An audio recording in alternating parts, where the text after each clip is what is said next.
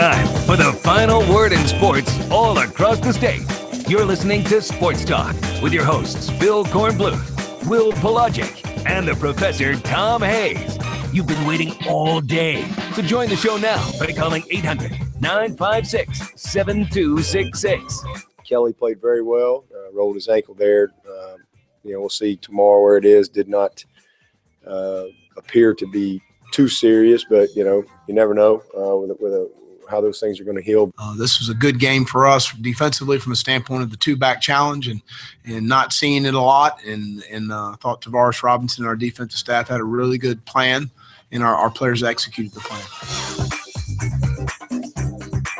Good evening, everybody. Welcome back into Sports Talk, South Carolina Radio Network on a Monday night from warm and humid downtown Columbia. Hope you had a great weekend. Speaking for myself, I don't know that it could get any better, though today it has gotten even better with the Red Sox now on vacation. Wow. That's just a little bit of the icing on the cake. Now, I got to be careful because we got to take care of business tonight. Yeah, be careful. But yeah, don't count your chickens there, Corn. Between 4:25 yesterday afternoon and approximately 11 o'clock last night, I had a very, very good day. Well, let me amend that. Between the 3 hours after the 4:20 began, because you were still sweating. I was going to say, you probably were still sweating when Dak got in the end zone. But I was almost assuming, even on that option play, that Green Bay let Dallas score, because they said, wait a minute, minute 13 to go. Enough time. There we go. Enough time. I mean, that is a really tough situation to be in if you're the team about to score, knowing that you got to score, but you got to eat up clock. Of course, they made a bad call on the pass play that was incomplete, and that helped the Packers a lot. But for me personally, it was a great afternoon. But to the things that impact the greater variety of our audience. No, what you don't understand is the majority of our audience are Packer and Yankee fans. You're full of crap. Bull. You're full and of Aaron, grade A crap. It's a winning weekend in South Carolina. Shall lead us to the promised land. For both South Carolina and Clemson. It's a great weekend when both the locals win. I think it's a great thing. We don't have a rooting interest in that. If they win or lose, we still do our job. I think it's a good weekend for us. It doesn't impact me whatsoever. We would but when the Packers win or the Yankees win, it impacts me greatly. And I'm mostly concerned about me. You're impacted. Well, we always knew that was the truth. All right. As far as the Gamecocks and the Tigers are concerned, yes, indeed. I was at Williams-Brice. Good crowd on hand, about 80,000. And, man, the Gamecocks, they played well. Their defense, of course, was on top of its game, not just the turnovers and the touchdowns. I couldn't believe what I was seeing.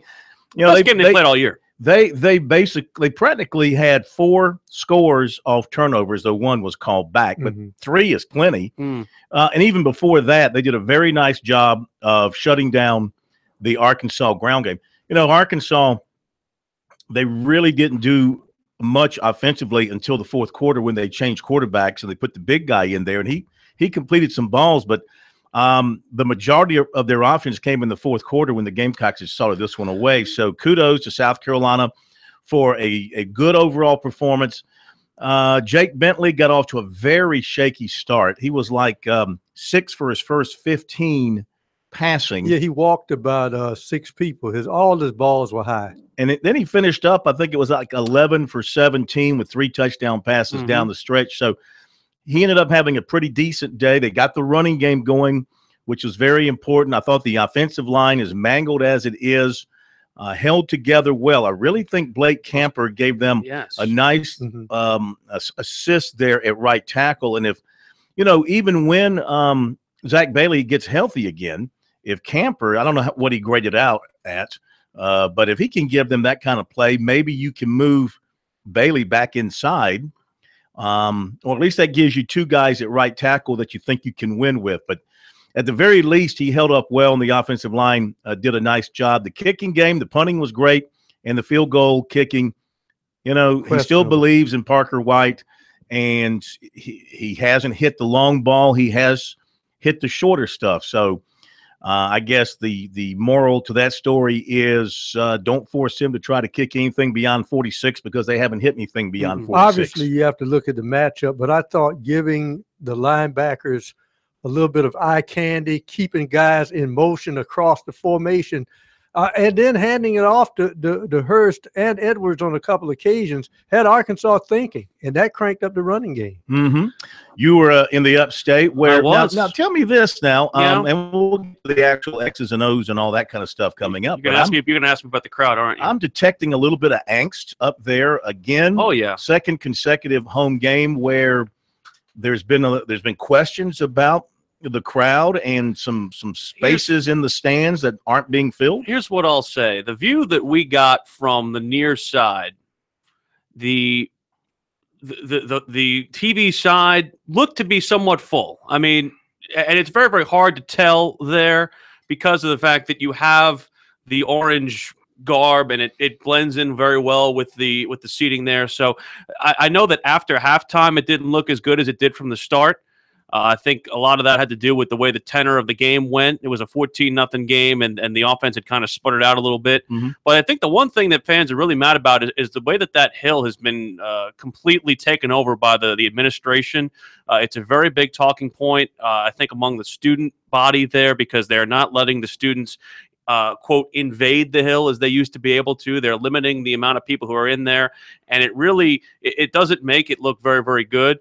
I will say, to give Clemson fans the benefit of the doubt, they listed an 81,500 attendance, which is very respectable. I would say that at one point there were 81,000 there, but I don't think they all stayed, and that I think could be attributed to a lot of factors. There was a little bit of weather in there as well, and it was a little steamy, but at the same time, I'm looking at that and I'm saying, there is a little bit of angst among the fan base, and I think that reflects the fan base because right now, a 28-14 win over Wake Forest, yeah, they got the victory, but you can get a little bit of the feeling of, like you said, angst because these are games that they should be blowing teams out in. A lot of that had to do with Kelly Bryant not being in the second half, and we got an update Sunday night from them saying that, it looks like they're going to at least try to make him practice this week in order to get him ready to play for Syracuse, but they do feel confident if they have to go to Zara Cooper or Hunter Johnson.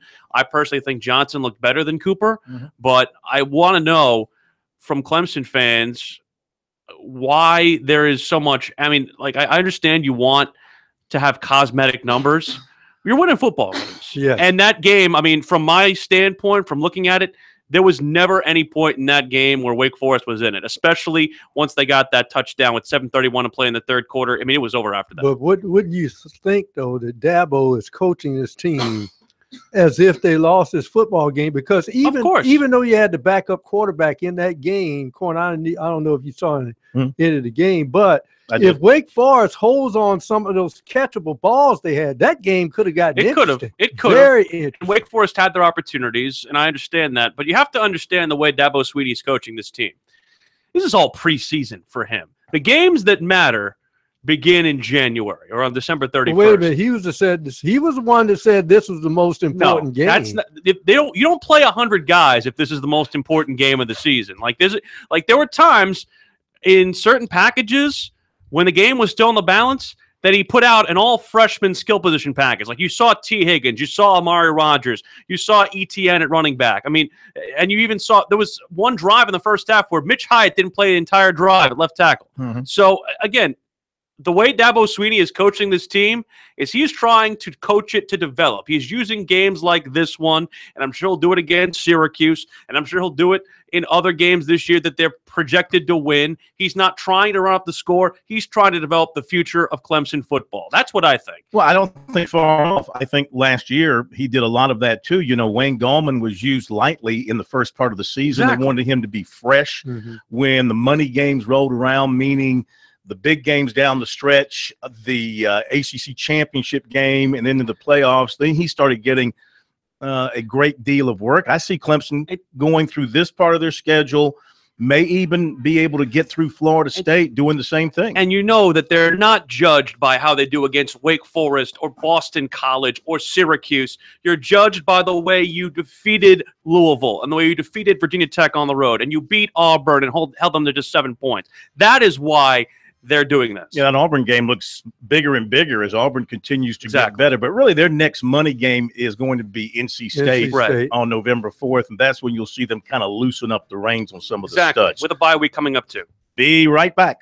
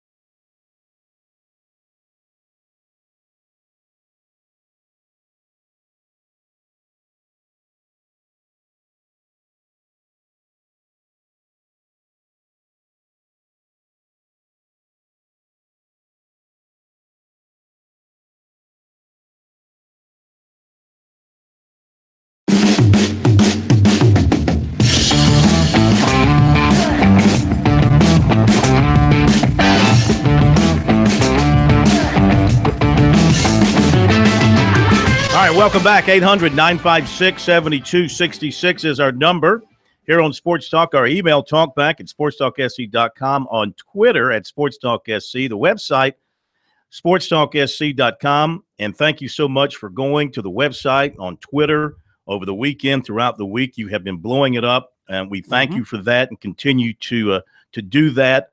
The Shrine Bowl teams were announced yesterday. We've had that posted on our website, and I know it's the day after, but when we have a chance here, I do want to go over the names of the South Carolina players on the Shrine Bowl team, because I like to acknowledge these guys when we get a chance. And also, Wednesday night here on Sports Talk at 6:20, this will be the place to find out the finalists for the Mr. Football Award in South Carolina for 2017. We'll have either Keith Richardson or Shell Dula, not sure which one will be with us, from the Coaches Association, to give us the list of finalists as selected by the panel that does that every year, as we're sort of hitting that time of the year when all-star teams are coming out and we're getting ready for the Shrine Bowl. And the North-South teams will be announced 2 weeks from today, and we'll have that for you here on Sports Talk as well. 800-956-7266 is the number.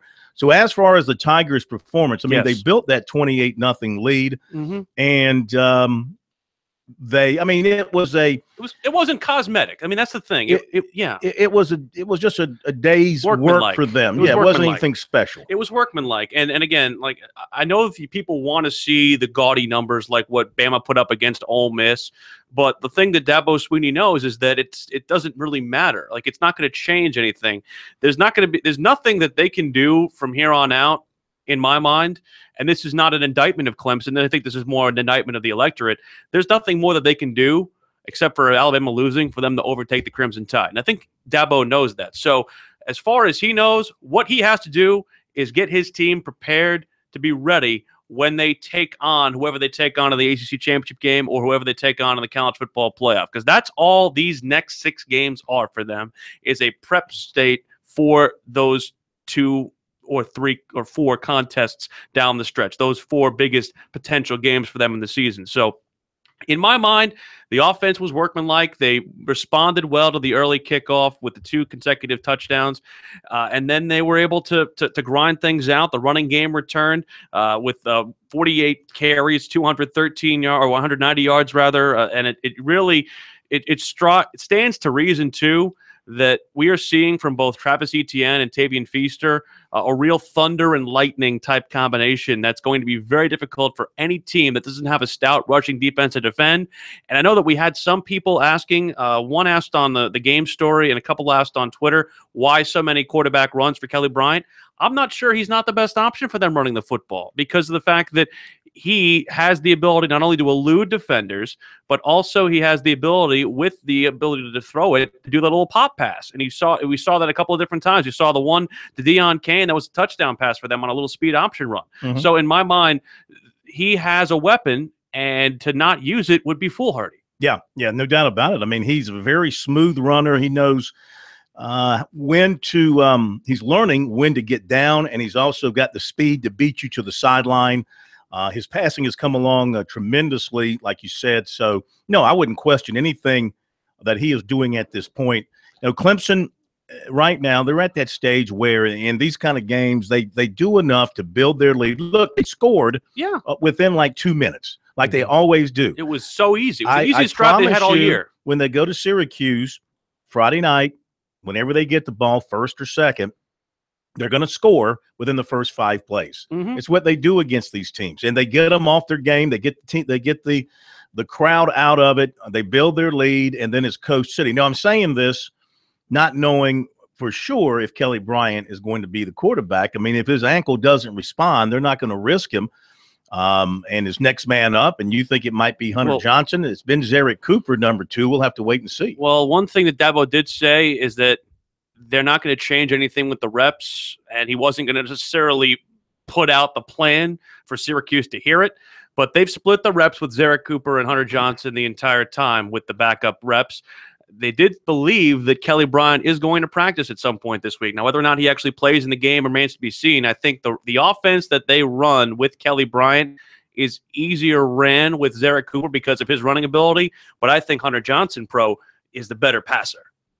I think whatever quarterback plays, Clemson is always going to be in attack mode early. Right. Because they know with that defense, they can take chances. That's why I can see Hunter Johnson playing in the football game as well, depending on time and score. But the key point is Clemson is going to be aggressive. If they make a mistake, they got an eraser on that pencil, and it's called a top-ranked defense. And now to give Cooper some credit, he was only 2 of 6. A couple of those came on some drops. He did have a couple of miscommunications with Deion Kane as well. So to give him full credit there. But that's also a point in the game, Corn, where they weren't really trying to air it out that much. They were trying to play ball control, and they were trying to get the game over with. All right, 800-956-7266, the number here on Sports Talk. As far as the Gamecocks are concerned, going back to their performance on Saturday, that's the kind of win that you want to build upon, coming off a very disappointing loss at Texas A&M, a game that you had a couple of touchdown lead, a lead in the fourth quarter. You couldn't finish the job. Muschamp, that loss burned him and burned within the team all week long, and they came out and played that way. Arkansas is, I don't know, every time a coach loses this day and age, the fan base is ready to fire him. Yes. 2 weeks ago, it was the guy at LSU. They were ready to fire. Orgeron, yeah. Now they're ready to fire the guy at Florida. And they're ready to fire the guy at Arkansas. Just depends who happens to win. And the guy at Oregon State said bye-bye to them. They've been ready to fire the guy at Tennessee for a long time. But this is an opportunity for South Carolina to maybe do a favor for a lot of Tennessee fans. If they can go into Knoxville and beat Tennessee, and they're only a couple of point underdog, that might be all that administration can take, considering their history of dealing with their coaches. But I thought South Carolina went toe-to-toe with a big physical Arkansas team that is not really set up in Brett Bielema's image right now.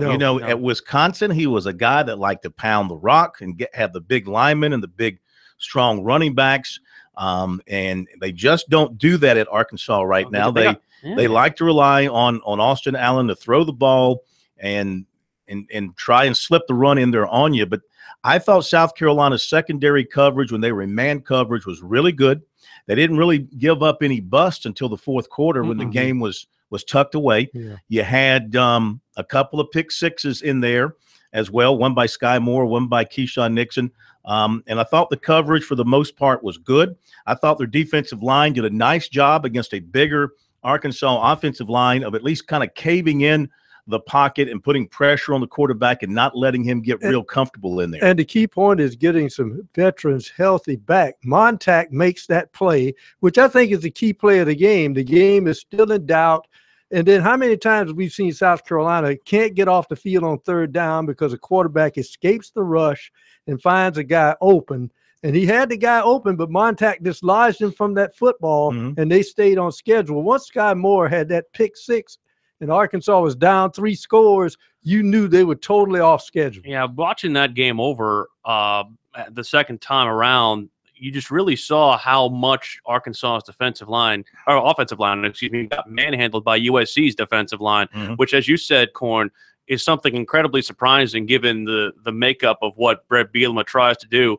I don't know if Arkansas is as bad as their record is, but I don't think it's going to be the opportunity is going to be given to him, because the honeymoon's over for Brett Bielema. As much as people want to say that they love Brett Bielema and Jen Bielema and that entire family atmosphere that they have there, the Sharks are swimming around Brett Bielema. No question. No question. Yeah, they had 334 total yards, and 177 came in the fourth quarter when the Gamecocks had pretty much put things away. So they did a great job of keeping that offense under control and then getting their offense going. That touchdown right at the end of the first half was huge. Part of a 31-0 run by the Gamecocks, which is something that we just haven't seen from this team this year. All right, we'll be right back.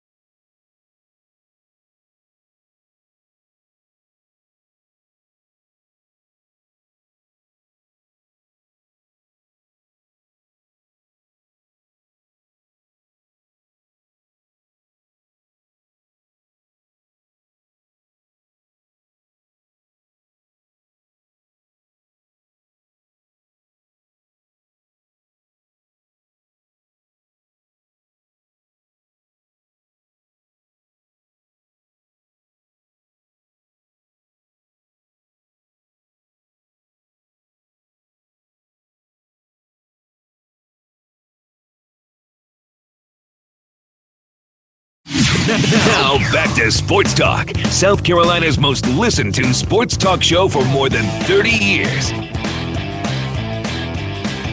And we continue on this Monday, 800-956-7266. Lines are open. If you want to get through, you'll have no trouble joining us.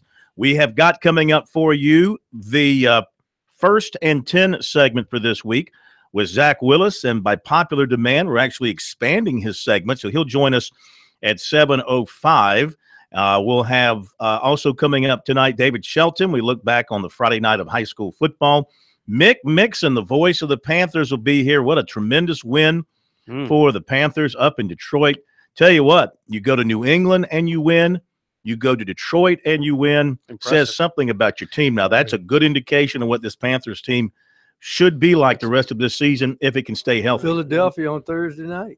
Mick Mixon was drinking the Kool-Aid in the preseason. He was not wrong, at least to start. No. I mean, they are playing some very good football right now. 800-956-7266 is our phone number. I want to take a moment and to go over the South Carolina Shrine Bowl roster for 2017. Congratulations to these young men who will represent the state of South Carolina, the Sandlappers. It's a proud moment when you're named to either the Shrine Bowl team or one of the North-South teams. That means all your hard work really beginning to pay off for you as you move forward in your career.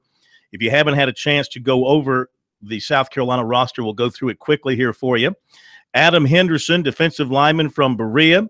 Elijah Rogers, defensive back from Blacksburg. Offensive lineman Alex Deal from Boiling Springs. Receivers Jermaine Patterson and Darius Rush, one from Bluffton, one from C.E. Murray. Offensive lineman Hank Manos of Chapin. Offensive lineman Gunnar Britton from Conway. Offensive lineman Raekwon O'Neal of Conway. Defensive lineman Christopher Simon of Crestwood. Linebacker Nathan Walker from Cross. Linebacker Jake Venables from Daniel. Defensive back Tyquan Porter of Dillon. Long snapper Austin Coven from Dorman. Offensive lineman Jordan McFadden of Dorman. Dutch Fork receiver Bryce Thompson. From Fort Dorchester, quarterback to Kerryon Joyner and receiver Justin Williams. From Gaffney, running back Cameron Rice and receiver Dennis Smith. From Greenwood, receiver Sam Pinckney. Out of Greer, offensive lineman Bradley Thompson and defensive back Quavian White. Irmo, linebacker Trajan Jeffcoat. From Burns, linebacker Khalid Jones. Lugoff Elgin, offensive lineman Wyatt Campbell. McCormick, running back Mateo Durant. I think he's the first Shrine Bowler from McCormick High School. From Newberry, offensive lineman Alec Blackman. North Myrtle Beach receiver Tyler Gore. Northwestern offensive lineman Kadarius Kennedy. Oceanside quarterback Sam Hartman. I know that's the first Shrine Bowler from Oceanside, because they've only been around like a year or maybe two. From Ridgeview, defensive tackle Damian Daly. From Saluda, defensive tackle Kalijah Brown. From South Florence, defensive lineman Sequoia McDuffie. Out of South Point, defensive end Eli Adams and quarterback Darian Kendrick. Spartan High, linebacker Connor Schugert. Spring Valley, linebacker Channing Tyndall. From Strom Thurmond, defensive end Trey Moore and linebacker Tyreek Williams. Somerville, offensive lineman Jackson Hutto. T.L. Hanna, defensive back Braylon Peterson. Westside kicker Chance Poor. From Wilson, defensive back Zion Keith. And from York, defensive back Taj Reed Stanley. And just think about this. This is a good-looking team.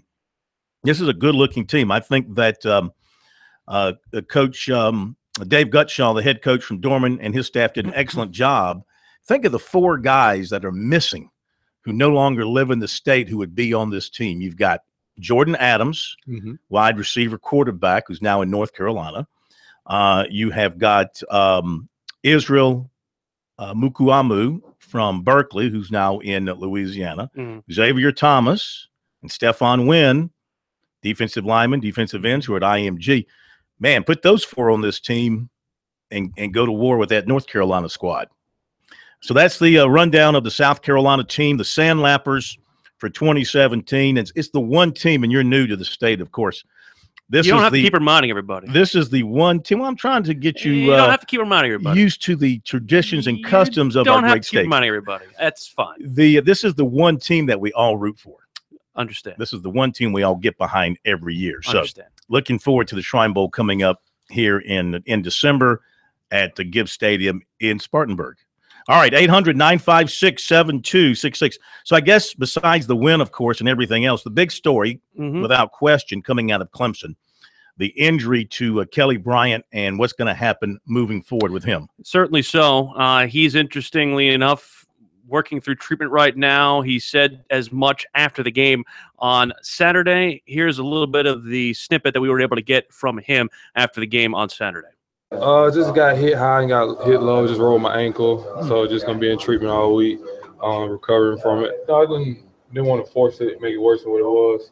So we tried, on the sideline running on it. And it just wasn't feeling too good, so I didn't want to rush it, try to get back out there and hurt myself even more. You feel like this could keep you out of the Syracuse game? Just got to go through treatment throughout the week, try to prepare myself, get my body back under me, get ready for Friday.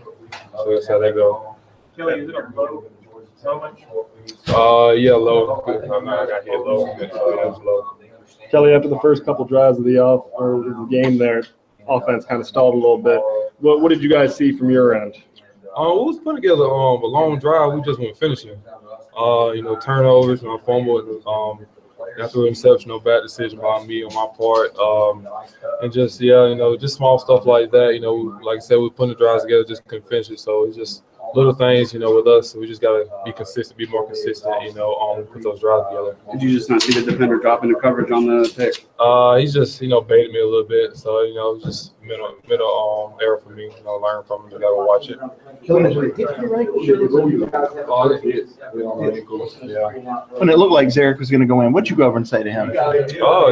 Just why you came here. Just next man up, be ready. I told Hunt the same thing. Those guys were ready. They went out there and performed. That I'm so proud of those guys preparing their butts off, and for the opportunity like this, and it showed. How good was it to see some of the other wide receivers step up in the passing game, like T. Higgins, Cornell Powell, DeAndre Overton? It was good. We all got confident. Everybody in the offensive room can go out there, contribute. See guys like that. They'll go out and make plays. It was real big. Good confidence boost for them as well. Was there an emphasis on the passing game before the start of this one, or was it just taking what the defense gave you to? A little bit of both. We want to get the passing game started. Because they're gonna open up for the run game and everything. So there's an emphasis going in this week for both of them. All three combined, 263 yards passing, including the one from Will Spires, the punter, who had the the interesting fake punt. Clemson, we talk about Wake Forest and kind of a business-like approach, and here they are faking a punt. Against Wake Forest. It's something you get on film to use later in the year. The opponents get that on film too. Now, don't forget, they see the film too. They want to be able to see what it looks like on film and whether or not they can tweak it. It's different. It's a situation to do that. And you know what? Like you said, they spread the ball to 11 different receivers. That's something that, like we said before, this is all done by design, and it makes the fans go nuts because you want to see the gaudy numbers. And I get that. Win a football game, develop your depth, and get ready for the big ones that actually are going to shape the way your season goes. You almost sit there and think that some of those conversations maybe they had on their fishing trips or whatever, and Nick Saban told Dabo, if you have a trick play, just show that thing one time during the season so people will look at it, because I know you weren't watching for our trick play when we beat you in that championship game before you beat us. Exactly. That's the other thing. It puts something else into the mind of the defender. It could help you in kick coverage as well. It's all interconnected. It's a circle of life. This Syracuse team they're going to play Friday night is an improved team. Garbage, though. They've got it's garbage. The nation's leading receiver. It's garbage. They've got a guy who's like biggest game of the year. The top passer in the ACC, or the very near the top. They've got a very good passing game, and again, this will be pressure. I believe their quarterback, without having looked at a lot of video yet, I believe their quarterback is an athletic guy who moves around well. Maybe getting him in sack situations could be difficult. This could be a real test for the secondary. I've seen Dungy play. But they got a bunch of Matador capes on defense. This is a guy completing almost 64% of his passes, about 300 yards per game. Like I said, I know Kelly Bryant's out there injured, but if he goes out there with his left hand tied behind their back, they can hang half 100 on Syracuse's defense. Well, I wouldn't be surprised about that. Yeah, and they really haven't played the most difficult of schedules. This might be the worst offense they see in the ACC schedule, bar none. All right, we'll be right back.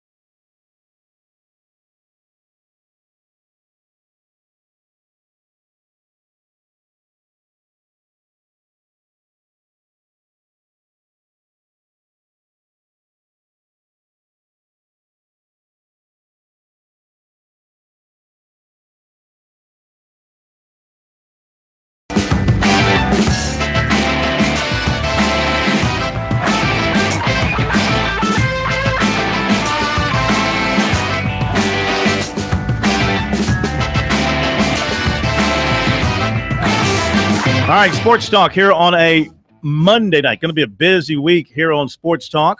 Talking Tuesday tomorrow. More coverage on Wednesday. Also SC Wild on Wednesday nights. A lot of travel for us this week. Yeah, it's a short week in that Clemson is having to play on a Friday night, and I agree 150%.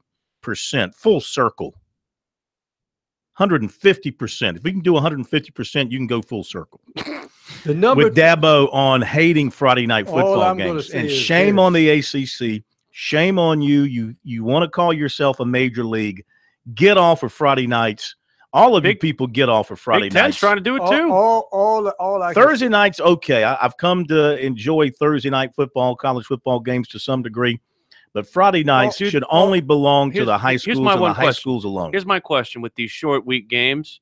Does every team in the conference play one of them? Because if that's not the case, I don't see how it's absolutely fair. I don't see how it's – Well, Florida State has played some Friday night games. When you say this,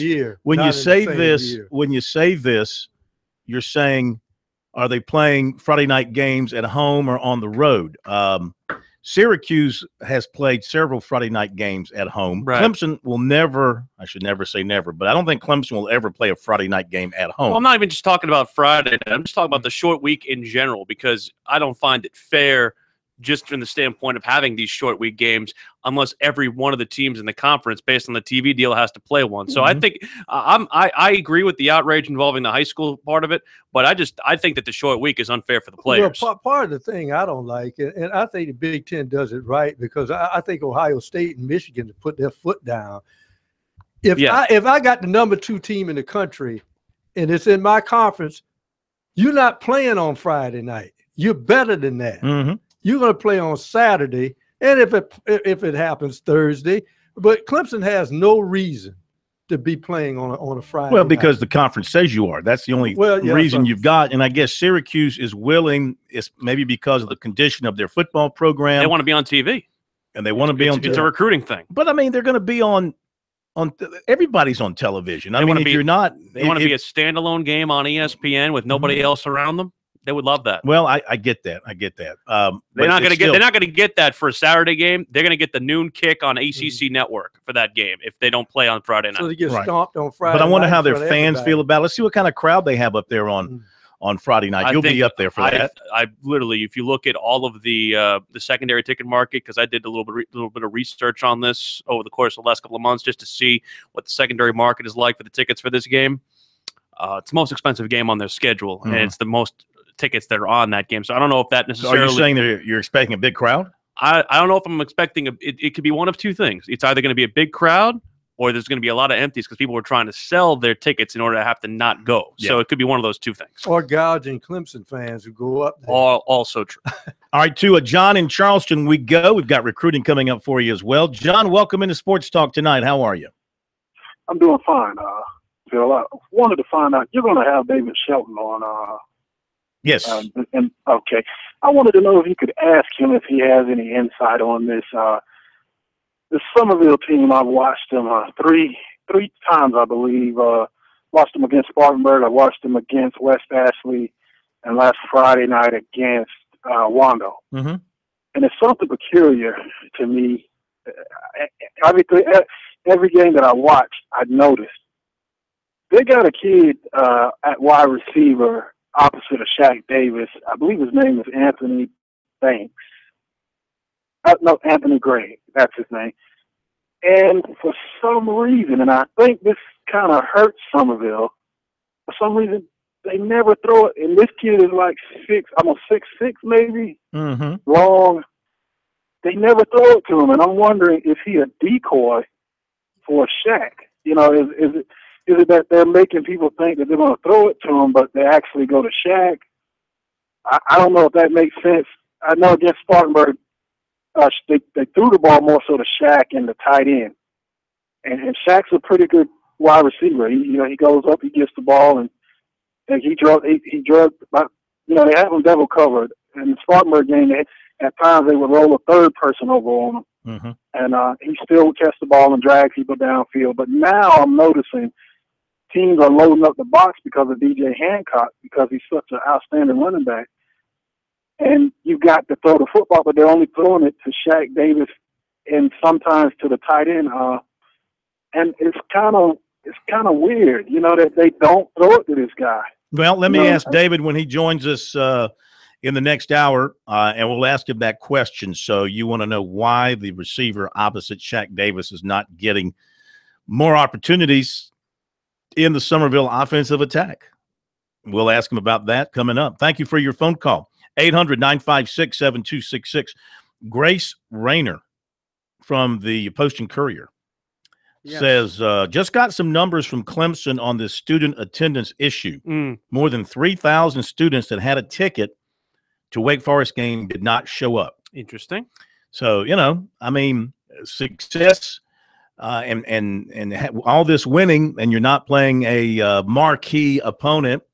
I'm afraid with today's sports mindset, to a lot of people, it's not worth the hassle of going to the game. And maybe they went tailgating and they hung out with their friends, and then they hit the road. And the way that the tickets work at Clemson is that you basically aren't guaranteed a ticket. Some of them are free. There's also the option to be able to be an IPTAY donor to at least get you a priority on the ticket. But, in that way, I think it's one of the only schools that still has the free ticket situation where the students get tickets without even having to pay an extra fee. Mm-hmm. Like a lot of schools will work that fee into your tuition. Yes. But in my mind, it's bad that the school is giving out these tickets and the kids aren't showing up. It's even worse if you have one of those priority spots from IPTAY and you're either number one, not getting a ticket, or number two, getting a ticket and sitting on it. Well, see, I have a problem if it's a 4 o'clock or 7 o'clock kick.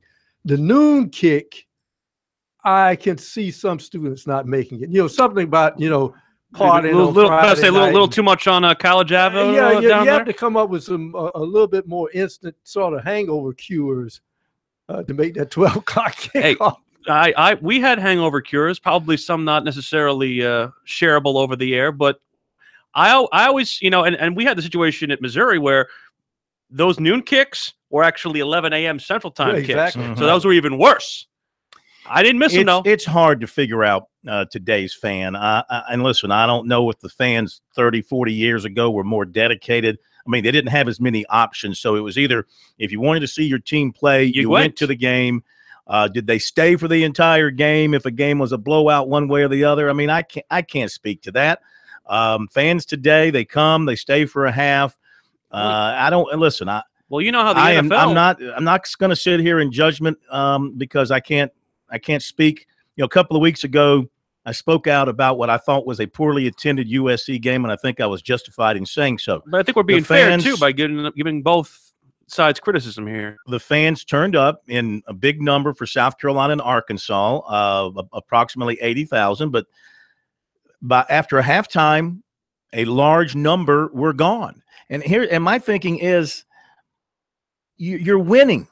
You're in a tight ball game at halftime, but you're winning, and you've got a chance to win a big, important SEC game. Why wouldn't you stay and enjoy this and celebrate it with your fans and your team? I mean, to me, that's what it's all about. That's why you spend your ticket. That's why you go through the effort of getting through traffic and getting there and getting in the stands. Well, SEC has the no pass out rule, so that certainly hurts things. But one thing that I would say again, I don't want to sound like the young man in the room here, but you sound like it. What I will say is maybe sell beer and wine in the stands.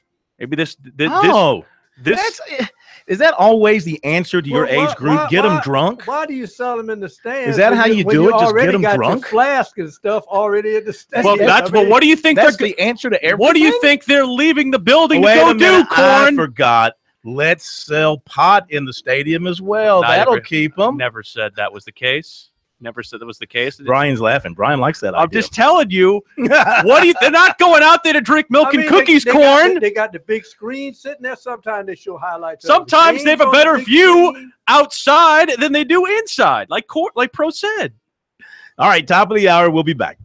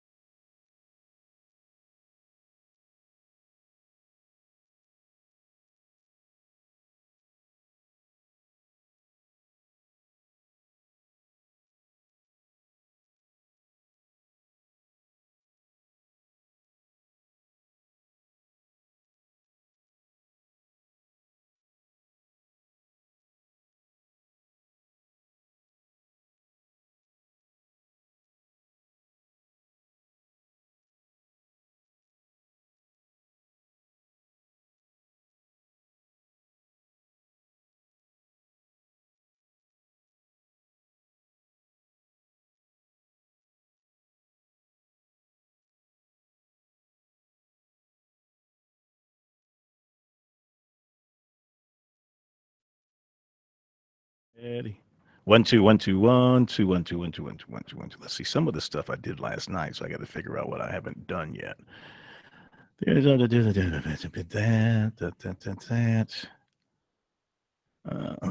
shoot, I don't have a whole lot of. Why did I become the pot guy all of a sudden? I used pot in Portland on one trip. Oh, now you're admitting it. I become pot. And quiet on the set. Let me see here. What can I say here? Let's see, offered. All right. Defensive end. All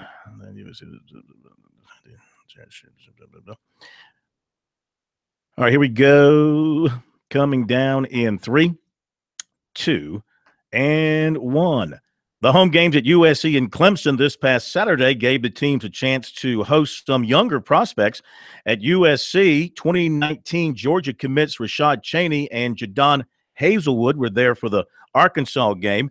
Also at USC Saturday were 2019 teammates quarterback Garrett Schrader and defensive back Jeremiah Gray of Charlotte. Also visiting USC for Saturday's game, 2019 receiver Jeremiah Pruitt of Marietta, Georgia, and 2019 receiver C.J. Agbana of Marietta, Georgia. Visiting Clemson on Saturday, 2020 running back Tyrese Morris of Belmont, North Carolina, along with 2020 linebacker Devin Johnson of Paintsville, Kentucky. In basketball, big day today for the USC women as 6'2 target Aquira DaCosta of Sacramento will announce her decision. Phil Kornblut, South Carolina Radio Network Sports.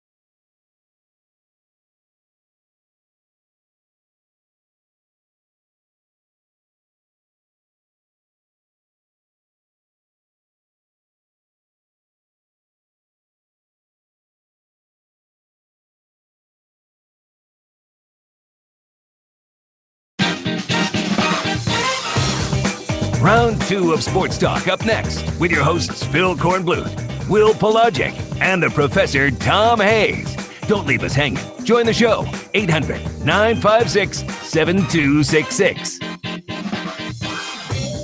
All right, we're back. Sports Talk, South Carolina Radio Network. Time for our weekly edition of First and 10 with a new wrinkle with Zach Willis, and we expand the segment by popular demand. The overwhelming support of your commentary on our program has forced us to increase your pay and increase your time and do double First and 10. So this will be a First and 10 on one team, and then we'll take a break and do First and 10 on the other team. How are you, Coach? Doing great, man. I ate my Wheaties this morning. Phil took my chair off, so I think I'm ready to go. Good for you. Good for you. Well, listen, I know that you're married to a woman who makes sure you're on your toes, to say the least. So I have no doubt you'll be at your best. Yeah, you're right. All right, let's begin with Clemson. The situation with Kelly Bryant. How does that impact what they're going to be doing moving forward? I mean, we're all kind of in the dark about his health and his availability for this week. Do you think maybe even if he's a little ginger with the ankle, they might go with somebody else just to give him a week off? He'll have a couple of weeks to get ready because they have an open date, and they can give him extra time to get ready for, I think it's Georgia Tech up next after the open date. Yeah, I mean, I think that's a smart move. And if you look at what they did, Phil, they got up by 3 touchdowns. He was gimping around. They got him out immediately, which I thought was brilliant. A lot of coaches wouldn't have done that. They'd have tried to ride that horse maybe till it broke. But it showed a lot of maturity. And, you know, it's funny to be talking about grown men and coaches showing maturity, but there's a validity to that. And I thought they made the right move there. And I think if he's tender at all, and they're as good as we know they are on defense and in other places, they're probably going to go with another quarterback and count that open week to heal him up. Mm-hmm. Who do you think, in your mind, Zach, and again, I don't know if we got the best example of it from either guy, but who do you think is the better of the two suited to run this offense, Sarah Cooper or Hunter Johnson? Who? I mean, God, Hunter Johnson looked good. Mm-hmm. I like them, and that doesn't mean anything, you know, because we watched Kelly last year and didn't really show us a whole lot, and you know, I looked at the spring game. There wasn't a whole lot there, and bam, he comes out against Auburn and shows us all what he's made out of.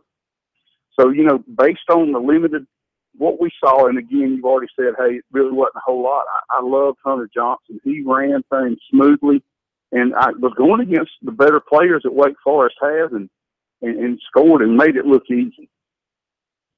We're visiting with Zach Willis, First and 10 here on Sports Talk. So Clemson goes out and builds the 28-0 lead on Wake Forest. Now, we were discussing this earlier, and you know, last year it looked like to me in a lot of these games where Clemson was the overwhelming favorite, it looked like Dabo and company sort of took the foot off the gas in that they didn't overwork their star players outside of the quarterback, of course, and they got him out whenever they got a big enough lead. But, I mean, they limited what Wayne Gallman was doing.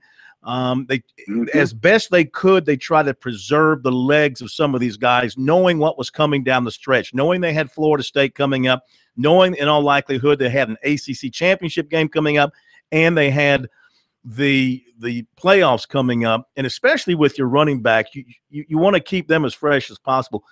Do you see some of that? Are we seeing some of that same approach from the Clemson coaching staff with this team this year? I think even more so, Phil. I think you hit the nail on the head. And looking back on that, I believe Dabo Swinney believed in his heart he had the best team in the country last year, did that intentionally. It paid off for the national championship. So, number one argument is, why would you change it? Don't try to fix something that's not broke. Number two, they're playing for the long haul. We know they're one of the best teams in the country.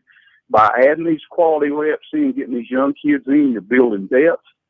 You're heightening your morale because kids going into game weeks knowing they're going to get to play, so practice is better, morale's better, and hopefully they'll be a better team in January. That's what they're gunning for. Players, when they're successful, especially Zach, are creatures of habit. Yep. You got a short week, Friday, a strange schedule.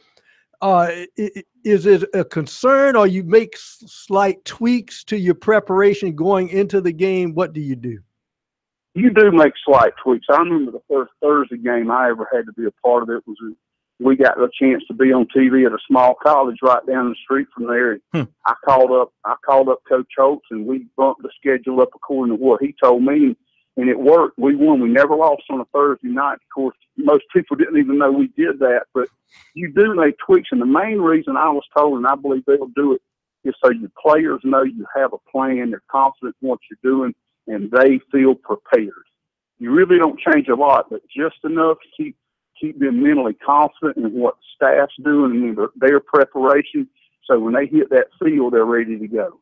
We saw the running game kind of bounce back. Zach, did you see anything different that Wake Forest was doing? That I mean, it seemed like some of these holes that I was watching these guys. I even think that maybe Phil could have gotten 190 yards running through that line, because there was some cavernous holes like the Grand Canyon. As an example in a negative way, because you're bigger than me. That's why. But I mean, did you see these more physical, not bigger? These holes were just so huge, Zach. They're that good. I mean, look how good has Auburn been since Clemson dominated? Pretty good, really good. They've destroyed. I mean, they've been pretty dang good. You know, we got certain SEC people that want to put them down, and I'm not talking about anybody in our state, but down over in Alabama, right? That say they hadn't played anybody. Well, they're the only team in history to beat 3 top 15 teams before October. Right. And facts are facts. They're good. They're real good, and they got. I'm prejudiced, but Robbie Caldwell is one of the best offensive line coaches in the country. He ain't going to rate. They're not going to rate them highly. They're going to talk. They're going to pull them out because they're smart. They're going to keep expectations. Really, they can't really keep them low now, but they're going to try to. But they're going to pound you. They're going to spread you out. And what I noticed about Clemson is how physical they are. They're supposed to be spread, but they will knock you into next Wednesday if you're not careful. Well, you know, that's what you saw. Yeah, you're alluding to something I guess Feinbaum said last week. He jumped on Clemson fans saying you guys are dreaming. You know, you're not Alabama. Quit acting like that. And I'm like, well, coming from Feinbaum, I mean, you know, he might as well be sitting in there, you know, washing Saban's dishes, or his clothes or whatever. I mean, not to cast aspersions at anybody, but I mean, if you're not if you're not recognizing the greatness of Clemson right now, to be quite honest with you, then you're a fool. I don't care where your seat is. It can be in Alabama, it can be in Oregon, it could be in Buffalo. If you don't recognize what Dabo has done and realize that that program is every bit as good as Alabama's today, now. If they were to play today, you know, with a healthy Kelly Bryant, with everybody healthy, I mean, Clemson has every bit as good a chance to beat Alabama as vice versa. They might not beat them, or they might. It would be that kind of a ball game because I don't think Bama could score on Clemson. The 2 years that they have played in the national championship game, either team could have won both games. Yes. It was that close. It's here's the deal. You know, I'm not a fan of anybody who's that critical of any team who hadn't played legitimately or coached in some way, shape, or form or shown impartiality. Careful now. You're getting a little Cam Newton-ish on us. Well, I'm not talking – I'm not going there, and I don't have a Danny Yogurt tongue. but I'm certainly not. But I took offense at what he said, and obviously – I coached in South Carolina, okay? But you have to respect, like you said, what Clemson's doing. They are the national champions. Whether they like it or not, it doesn't matter. And we'll find out in January. I mean, that's the great thing about the playoff. We're going to find out. Clemson may be there. Alabama may be there. But neither one of them may be there. Mm-hmm. But when you start saying things like that and you're trying to break down stuff, I've never heard that guy give a valid point about an X or an O. I don't listen that much, but when I do, it's usually not very good. Well, we're going to hit a break here. We'll come back and talk about the Gamecocks with you and their win over Arkansas and their game coming up against Tennessee. I will say, in full disclosure, Paul is a good friend of mine. But I will say he does talk a little bit out of his posterior when it comes to stuff about college football. People don't talk. People don't talk enough about Clemson's coaching too, because they got a lot of talent, but their coaching staff is top-notch. Feinbaum is one of those who likes to spit things out there and see what sticks. I mean, he infamously made the comment when South Carolina joined the league that USC would never ever contribute anything to the success of the SEC, and of course we know how stupid that is when you look at the 3 national championships they've won. We'll be right back.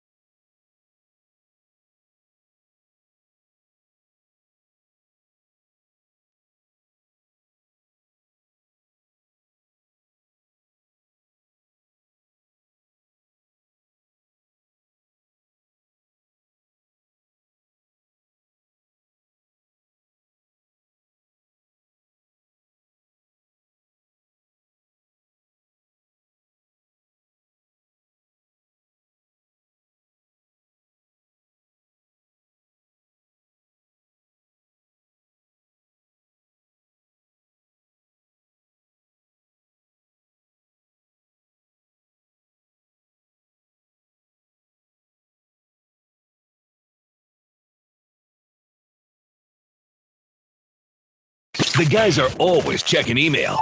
Send your comments or questions to talkback@sportstalksc.com. Now, more of Sports Talk from Columbia's Main Street. First and 10 with Zach Willis here on Sports Talk. Back to Zach in just a moment. We're brought to you by South Carolina soybean farmers and their checkoff. Learn more at scsoybeans.org. Pork powered by soy. So we've said goodbye to the Red Sox. See ya. Have a nice offseason. The Cubs have won 2-1, so they go up 2-1 in their series. And the Nationals choking in October. It's a tradition unlike any other. And Yankees and Indians just underway at the stadium, bottom of the first. We go back to Zach Willis. We continue with we give you another first down, so it's 1st and 10 once again as we head over to the Gamecock side of things. What impressed you most about what you saw watching the video of South Carolina's win over Arkansas? Oh, man, the intensity that their defense came out with. You know, I thought they weren't supposed to have any talent, but, you know, of course, Sky Moore has been a holdover, but, man, played his butt off. Their defensive front dominated the game. Once they got rolling, you know, they kept them in when they were teeter-tottering in the first half a little bit back and forth with Arkansas, and he just really laid it to Arkansas, shut down their running game and did a great job. The defensive intensity is what I saw. Huge change there. Yeah, where do you think that came from in this particular game? I don't know. I mean, they had to win this game. I felt, you know, on the show and just listening to you guys, and the fan base was not happy. You know, people were starting to kind of give up on the season already, even though they were 3-2. And I think they felt that, and they channeled that. Those defensive guys play on emotion, as you guys know. They're very emotional creatures. And they just came out and played. We probably never know for sure what they did. They need to keep doing it or what they fed them. But they look like a different group to me. I know the defense carried things, Zach, but yeah. I think this might have been the best offensive game they've played. It is the best offensive game they've played since the Missouri game. What do you attribute the burst of the offensive success to? Two things. Arkansas is a three-man front, okay, on defense. So it matched up to that crazy pass protection that Carolina's been using all year. And they had the lowest blitz percentage team defense in the SEC and one of the lowest in the country. They almost never blitz. So basically the offensive line got the day off. And the poor old running backs having to block a 4-3 defensive end because that fourth rusher was always going to the running back, you know, and they were getting blamed for sacks. You know, they didn't have to worry with that. Arkansas did not attack them properly. I think Bentley's mechanics we started to see unravel a little bit because of the lack of protection. Hopefully this big win repairs his confidence. But ultimately it came down to scheme and South Carolina's talent on the edges with their great receivers. And, you know, the Edwards kid's just really coming into his own again. And it's been huge for him in the big tight end again with another huge catch to get him going. Yeah. You know, sometimes you just get that matchup that works in your favor. And this, you know, I thought about that during the week, not, you know, knowing a whole lot about how it all works, but I'm thinking to myself, facing a three-man front, I know you can blitz a lot with four linebackers and do different things, but I thought this might be a break for South Carolina's offensive line facing a three-man front. As decimated as they are with injuries, it might give them a little bit of a break. And it did. There's no doubt about it, Phil. That and Arkansas basically came out and shot themselves in the foot. 8:36 to go in the third quarter when Sky Moore picks that pass off and takes it back. That ball game's a wrap. Arkansas was done. I don't think Billman. I think he's lost that team. To be honest about it, those kids did not play inspired, and their quarterback play was horrific. I mean, the mismatch of quarterback, and we're going to see that again against Tennessee. Another very bad quarterback. Yes, I don't know how these big schools can recruit that hard and come up with that. Yeah. A 3 to 4 man front notwithstanding, Zach, one of the keys I saw in the game is I think probably the first time I've seen this year where South Carolina had Bentley hand the ball off 4 or 5 straight times, plus sending a guy in motion in that jet sweep format, whether it's the tight end or Brian Edwards, seemed to freeze the linebackers and the safety just enough so they could get 4.5, 5 yards of crack. Well, they were able because of no pressure. And when you get to a 3-man front, it changes your blocking angles. Now, I don't want to get too technical, but there are natural gaps in the three-man front, and that motion did freeze them, Pro. That's why they call you the professor, as you know. And honestly, it froze them. Then play action became a big-time threat for Arkansas because they hit them with that big pass to the tight end.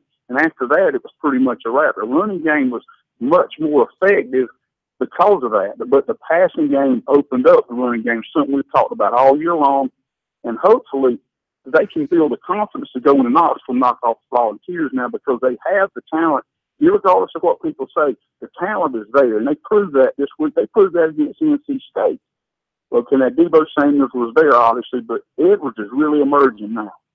You know, if you could have a few minutes with Jake Bentley and put your arm around him, what would you say to him to kind of – it looks like early in games, especially the home games, yes, he's coming out I don't want to say he's coming out tight, but I mean, he's just not as sharp. Now, he settled in and he finished sharp. He had 3 touchdown passes, and I think we noted he was like 11 for his last 15 or so, or 16 after getting off to a very poor start. They came out, they were throwing that fade a lot, and he was overthrowing it.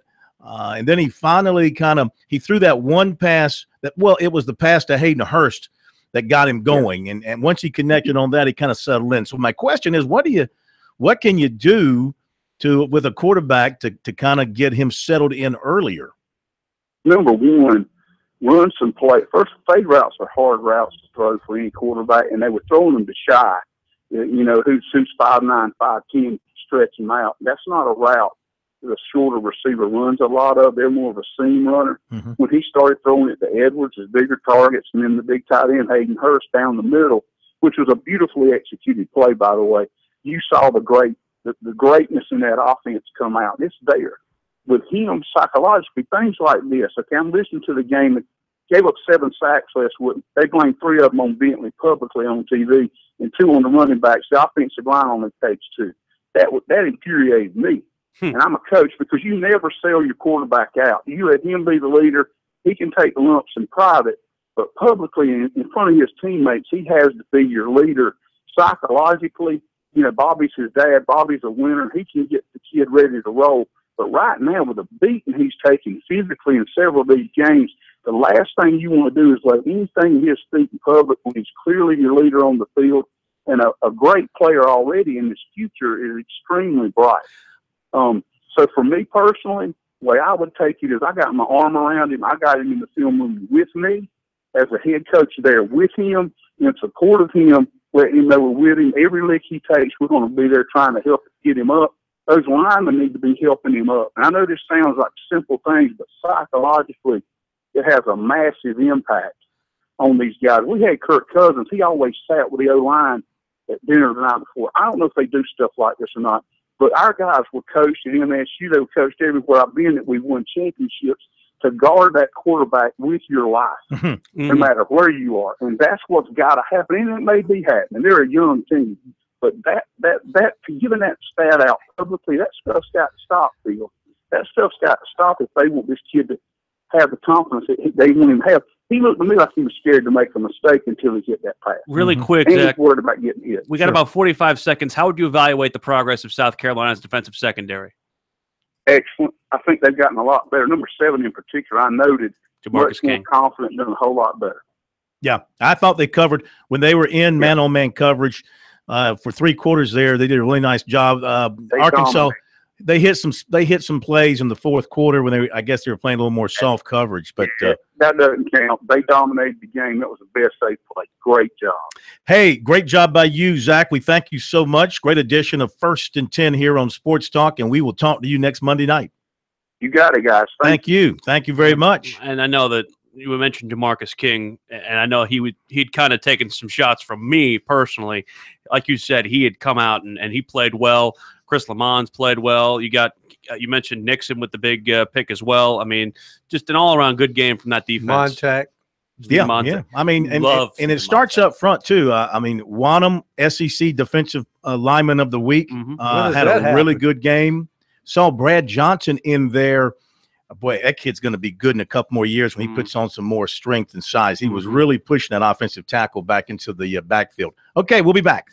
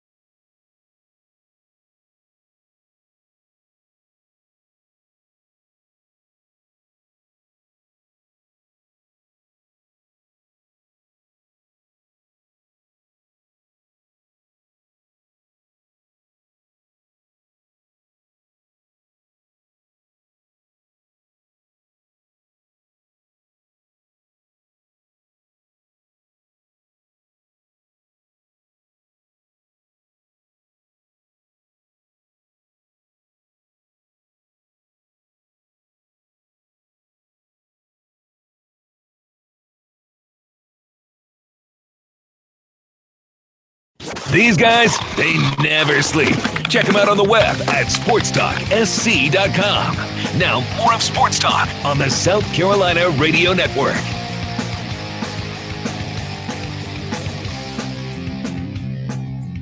We are back, Sports Talk, South Carolina Radio Network, on a very busy Monday night. David Shelton coming up momentarily. We review Friday night high school football in South Carolina. But first, give you a little recruiting to get things rolling for this week on the recruiting side of things. Some players who visited USC and Clemson this past weekend for their games, of course. South Carolina had a couple of official visitors in for the weekend. One was Israel Mukuamu, defensive back from Bossier City, Louisiana, and the visit went very well for him. He is still committed to Florida State at this particular time, but he said the visit to South Carolina was a very good visit for him and gave him a much better look inside the program and gave him and his family a chance to see some things that he hadn't seen previously. And he said that really the gap between South Carolina and Florida State closed up some on this visit. He is going to Georgia this weekend. Then he's going to Florida State October 20th. He's already been to Indiana. He is going to be an early graduate, so soon after he takes that last visit, he'll be getting down to trying to make his decision. Dax Holyfield, the linebacker from Shelby, North Carolina, was also in for his official visit this weekend at South Carolina. That was his second official. He's also been to Florida State. He's got more officials to come. Defensive end Dorian Gerald from College of the Canyons Junior College in California. The Florence native made his unofficial visit on Saturday. He'll be back at USC officially for the Wofford game, but he said he loved it. It really opened up his eyes, loved the environment, the way the defense played, and South Carolina continues to pursue him and try and turn him from his Tennessee commitment. So he visits USC officially on the 17th, and he goes to Tennessee the week after that. It's possible he could end up taking an official visit to Florida as well, but that has not been determined. Some other visits at USC, 2019 Georgia commits Rashad Cheney and Jadon Hazelwood were there. Also in 2018, offensive lineman Dylan Wanham of Tucker, Georgia. 2019 teammates quarterback Garrett Schrader and defensive back Jeremiah Gray of Charlotte were in as well. Defensive end KJ Henry of Clemens, North Carolina, announced over the weekend he's going to announce on December 20th. USC and Clemson are in his final five. USC commitment defensive end Kingsley Enagbare of Atlanta, Notre Dame. USC offered 2020 receiver Jacoby Blazin of Livonia, Louisiana, and 2020 linebacker Isaiah Ratcliffe of Ellenwood, Georgia. According to Paul Strelo at Tiger Illustrated, 2018 receiver defensive back Matthew Hill of Snellville, Georgia, was at Clemson Saturday. He's an Auburn commitment. 2019 receiver linebacker Jeremiah Pruitt of Marietta, Georgia, was at USC Saturday, along with 2019 receiver C.J. Agbona of Marietta, Georgia. 2019 offensive lineman David Bowman of Cumming, Georgia, was at USC Saturday. Second time he's been to USC this season. 2020 running back and defensive back Tyrese Morris of Belmont, North Carolina, was at Clemson Saturday. 2020 linebacker Devin Johnson of Paintsville, Kentucky, also was at Clemson Saturday. In basketball, Zion Williamson did an interview with Rivals while he was out at the USA Basketball mini camp in Colorado this past weekend. He said you should not count Clemson or South Carolina out with him. They are showing him a lot of love, and he said he might take an official visit to one of those. Of course, he's got one visit already in the books. That was to Kansas. He's going to Kentucky this weekend. He has Duke and UCLA also scheduled for officials. USC women's target Olivia Nelson-Adota took an official to Florida State over the weekend. She's going to Connecticut this weekend. Tomorrow, USC women's target Aquira DeCosta of Sacramento will reveal her college decision. That'll be about 8:30 Eastern time. And in baseball, USC picked up commitments over the weekend from right-hander Hayden Lehman of Walter State Junior College in Tennessee. He's a native of Marietta, Georgia. And right-hander Reed Morgan of San Jacinto Junior College in Texas. He's a transfer from Oklahoma State who's in his first year at the junior college. There you go with recruiting here on Sports Talk. Be sure to check it out regularly on our website, sportstalksc.com, on Twitter. Use the hashtag STRecruiting. To football now of the high school variety from this past Friday night, we welcome in David Shelton of the Post and Courier and the High School Sports Report, brought to you by Farm Bureau Insurance. With new auto insurance rates from Farm Bureau, you could be saving a whole lot of money. Even if you received a quote before, rates are now more competitive than ever. So get a no-obligation quote today at favrates.com. And not so much about the Friday night, but the Shrine Bowl team. Your take, I always ask you when the Shrine Bowl team comes out to give me your take. I didn't see too many big misses on this roster. Besides, I don't know if Josh Belk was a big miss or not, but what's your take? Well, as I say every year, it is a tough job, and there is some things that happen every year with, you got 6 coaches on the staff. Those coaches tend to take some of their own players, which obviously, hurt some other guys. But, yeah, I thought Josh Belk was a major miss. I thought Amir Abrams of Newberry, certainly with the career he's had, deserved an opportunity to play. And I think Chapman as a whole, maybe got a little hose job because not necessarily Colton Bailey, because the quarterback, you can't argue with the quarterbacks they took, but I think the running back DJ Twitty, the receiver Richard Tucker, they also have a guy that plays linebacker. For some reason, his name slips my mind, but I mean, this is one of the better teams in the state for the last 2 years. They have some good football players and with good numbers, and they're being recruited, but you don't know what goes into all that. I saw somebody tweeted out they had to quit calling it an all-star game because when you leave out some of the good guys, some of the better players, but again, it's all objection. Subjectivity to it. There's, guys get missed, and Josh Belk was a big one, and Amir Abrams, I thought, and any guy from Chapman, I thought deserved over some guys they took. But that's kind of the way it goes, and you pull for the team to win, and when they don't win, then you can really go back and go, well, if they'd have had this guy, they'd have won. But their quarterbacks are good. I can tell you what, they could start any 1-3 of those guys and win the game. Yeah, and I pointed out earlier tonight too, the 4 guys who would be on the team had they not left the state would make this team even more dynamic. Absolutely. I mean, you put Xavier Thomas on there, and the guy from T.O. Wynn. I mean, among other. I mean, yeah, there were some good players not in the state anymore that would have definitely made that team. But you know what? And I know the North-South was a game that's special to you and to the network. Those kids would probably get the opportunity there, and that makes that game even better. Yeah, that's right. It would have pushed some guys down to that game. But, hey, that's the way it goes with guys leaving the state for whatever reason. Now, as far as Friday goes, I can't think of a big surprise this past Friday night. Anything jump out at you that was not according to plan? No, not really. I mean, I guess a lot of people were wondering how Burns would respond to their loss at Spartanburg to Spartanburg, last week, and they responded very well with a good win over a good Bowling Springs team. Newberry had a nice win against Broome, but not an upset. Baptist Hill beat St. John's in a big Class A game, and Lamar beat Louisville handily in a big Class A game. I guess some people might think that game would have been a little closer, but for the most part, the teams that were quote unquote favored to win did their job on Friday night.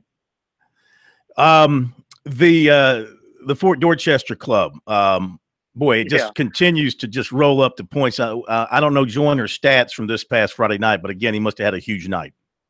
Yeah, he had 300 yards passing and 3 touchdowns, and then another close to 100 rushing and 2 touchdowns. So he counted for 5 scores, and they're just at a different level right now than anybody in the Low Country. Will they get tested? Maybe in the last game against Somerville, but definitely in the playoffs. I think teams like Spring Valley, Conway certainly will give them a chance. And Steve LaPrade knows that. I mean, he fully expects things to get tougher. But, man, right now it is. I mean, they're getting 40 points in the half, and the starters are sitting. And it's kind of hurting their stats, so to speak. All right, David, we have to run. Thank you, man. We'll be right back. Okay, take care.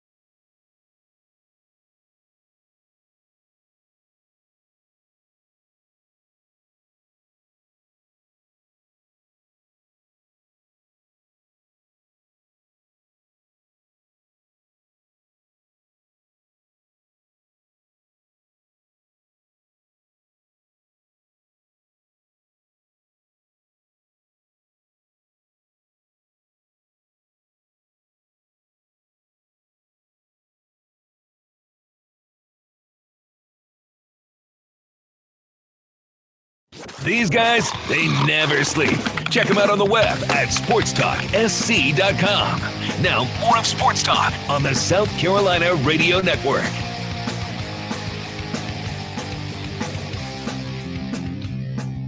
All right, we're back. Sports Talk, South Carolina Radio Network. Thanks to David Shelton for joining us.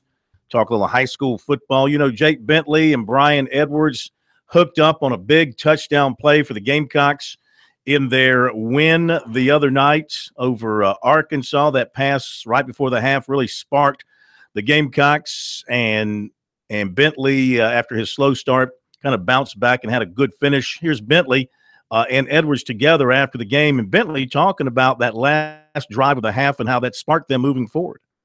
We knew going into the game, it was a big game for us. We just had to come out there and, play well, play hard, and that's what we did. And, I think this is going to propel us for the rest of the season. Big game next week against Tennessee, and then the bye week. So it's also another big game for us, another big SEC game next week, and this game's definitely going to help confidence-wise.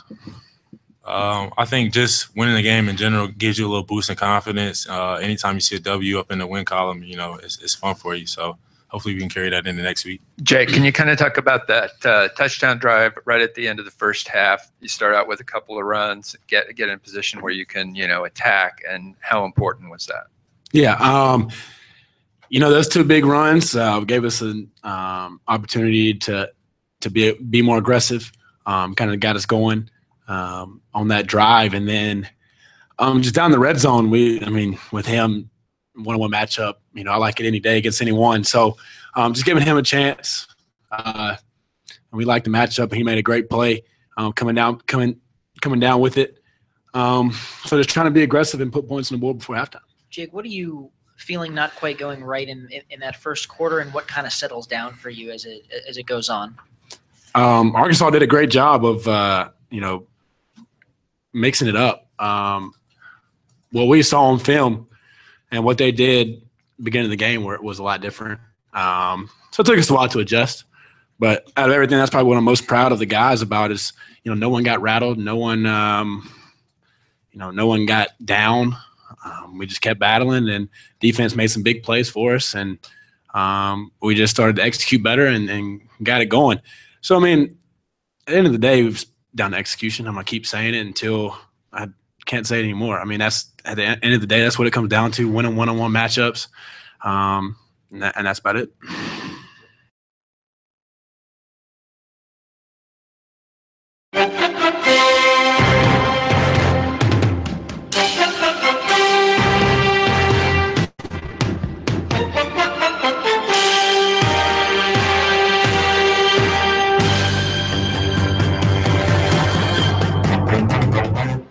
By one set. Newton has the shotgun snap, backs up, pumps once, drops a pass, end zone, left side. Benjamin reaches out, makes the catch. Yeah. Touchdown!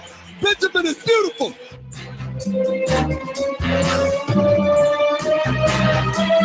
I agree with Eugene. I like some Benjamins too. I think Benjamins are beautiful, especially when they're in my hands. They're folding kind. Yes. Hey, Mick, you've had the pleasure of calling Cam Newton's every game in the NFL. Have you ever seen him finer than what he looked yesterday? This was right up there, Corn, and I can't believe I still thought about it all day and last night on the plane ride home. I cannot believe that he was able to get to a place of calm and quiet and kind of just quiet the noise down from a wild week that he had and concentrate on playing football. I guess that huddle, the field, that's his happy place, and there's something in him that he seems to be at his best when there are some things whirling around him. You had the Kool-Aid. You almost had it IV'd to you in the preseason, Mick. But now, as we sit basically almost at the quarter pole, how vindicated do you feel that you think this is a pretty good team?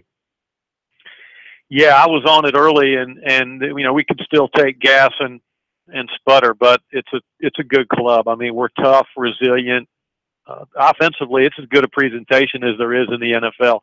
When Olsen's healthy, when Ryan Khalil's healthy, and the Panthers break the huddle with McCaffrey and Samuel adding speed, a thunderclap back, Jonathan Stewart, about 13 feet of receiver in Funchess and Benjamin.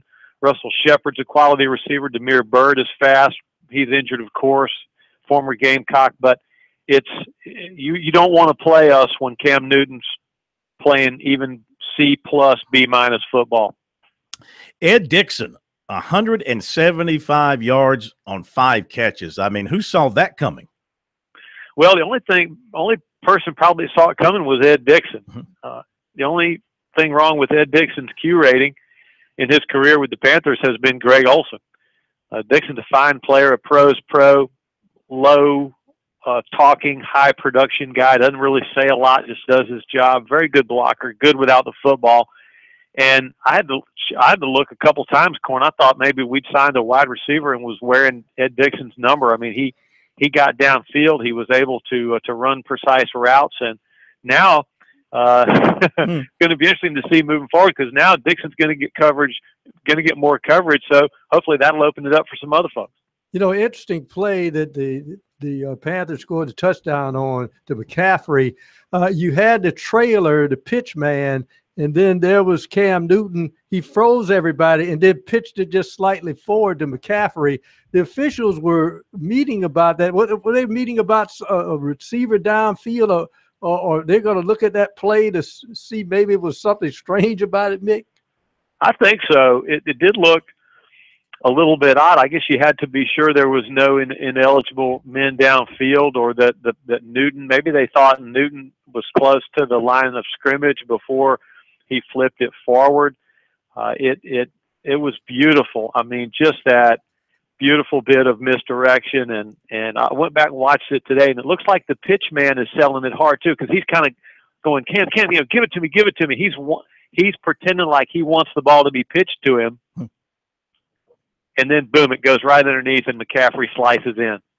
The lack of running game both ways in that game, that surprised you? I mean, neither team got much going on the ground.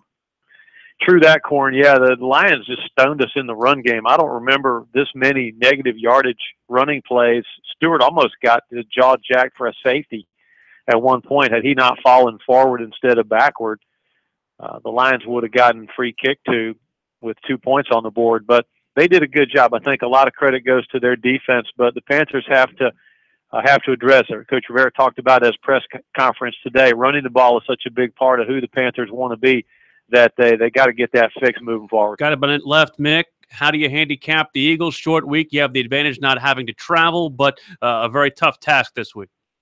They're rolling, and this game could come down to special teams. They're very aggressive, extremely aggressive, cocksure on teams, and they give you some headaches there. So they're 4-1. We're 4-1. It's going to be a great matchup. Get to see a little bit of Alshon Jeffrey. Yeah. They got Jeffrey. They got good tights. They got a road grader and a receiver, a tight end. You know, Carson Wentz about 6 feet 10 inches tall. It seems, making all the throws. What do you think, Corn? Who's going to win this one? Oh, I'm going with the homeboys. All right, when are you going to come see us for a game? Going with the homies. I might be there when the Packers come to town. When is that? That's in December, right? Well, we're just taking our ball games one at a time now. That's the best way to do it. But I won't be coming to that game as media. I'll be coming in my gold and green with my big G stamped on my forehead. Yeah, wear your John Brockington jersey. Can I still get a I have a Chamorro jersey. Oh, wow. Oh, that's a bad one. Well, somebody gave it to me. Yeah, can I there's still a reason get, for that. Can I still get media parking even if I'm coming to root for the Packers? No. Just roll down the window, and as soon as they see you and know who you are, they'll wave you right in. Yeah. They might tell you to go home. Hey, Mick, good luck. Thank you for joining us. We'll talk to you next week.